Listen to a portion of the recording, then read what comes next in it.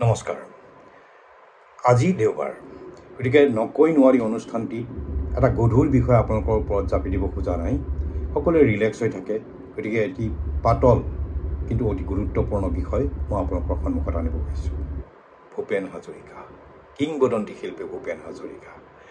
ভূপেনদাৰ গীত বহু শিল্পীয়ে মঞ্চত পৰিৱেশন কৰে, কিন্তু আমি অনুভৱ কৰোঁ ভূপেনদাৰ গীত পৰিৱেশন কৰিবৰ সময়ত কোনো শিল্পীয়ে যাতে ভূপেনদাৰ গীতৰ সুৰ আৰু উচ্চাৰণ বিকৃত নকৰে বা বেসুৰীয়া নকৰে।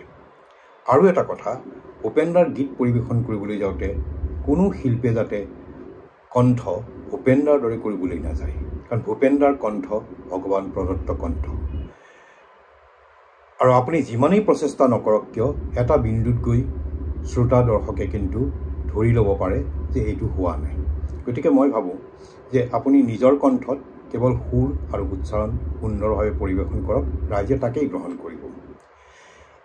কিন্তু মই যে এই সমালোচনা কৰিছোঁ, মই যে কৈছোঁ ভূপেনদাৰ সুৰবিলাক পুৰণি মানুহৰ কাণত বাজি থাকে, যে মই সুৰটো কিমান শুদ্ধভাৱে জানিছোঁ বা ৰাখিছোঁ সেই কথা আপোনালোকক জনাবৰ কাৰণে এটা গীত পৰিৱেশন কৰিব খুজিছোঁ। আৰু সেই গীতটোৰ জৰিয়তে আপোনালোকে মোক ক'ব যদি সুৰটো বেসুৰীয়া হৈছে, উচ্চাৰণ অশুদ্ধ হৈছে, তে মোক জনাব।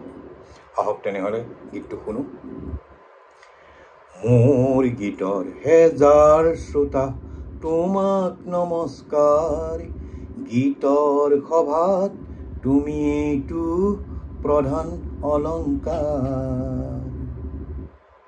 প্ৰয়াস কৰোঁ তোমাৰ মুখত হাঁহি বিলাবলে, প্ৰয়াস কৰোঁ তোমাৰ দুখত সঁচাই কান্দিবলে, তোমাৰ ক্ৰোধত ক্ৰোধান্বিত হৈও গীত ৰচোঁ, ব্যক্তিসমূহৰ হৈ সুৰৰ শৰাই যাচোঁ, সেই গীতৰ কুসুমেৰে আজি জীৱন জাতিষ্কাৰ।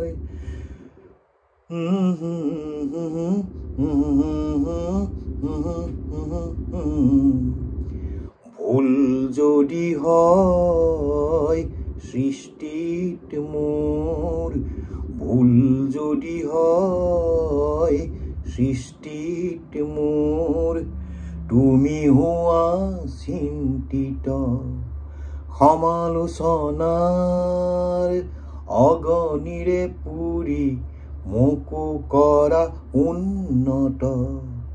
শৈশৱতে এখন দুখন, শৈশৱতে এখন দুখন গীতৰ সভাত গাই, মন উজাৰ কৰোঁতেই বুকুত দিলা ঠাই, তোমাৰ বুকুৰ তপ তোমাৰ উদগনি পাই, জীৱনৰে দুপৰীয়াও আছো গীত গাই। সেই গীতৰ সভাত আছিলোঁ মই তোমাৰেই আৱিষ্কাৰ, গীতৰ সভাত আছিলোঁ মই তোমাৰেই আৱিষ্কাৰ। মোৰ গীতৰ হেজাৰ শ্ৰোতা তোমাক নমস্কাৰ, গীতৰ সভাত তুমি এইটো প্ৰধান অলংকাৰ। মই ৰিপিটেশ্যন কৰা নাই আৰু, কাৰণ সুৰটোৰ বিষয়ে মই গুৰুত্ব দিছোঁ বা উচ্চাৰণৰ বিষয়ে, গতিকে আপোনালোকে বুজি পাইছে। ধন্যবাদ। আৰু যদি কিবা আপোনালোকৰ মনপুত হোৱা নাই আপোনালোকে জনাবলৈ নাপাহৰিব।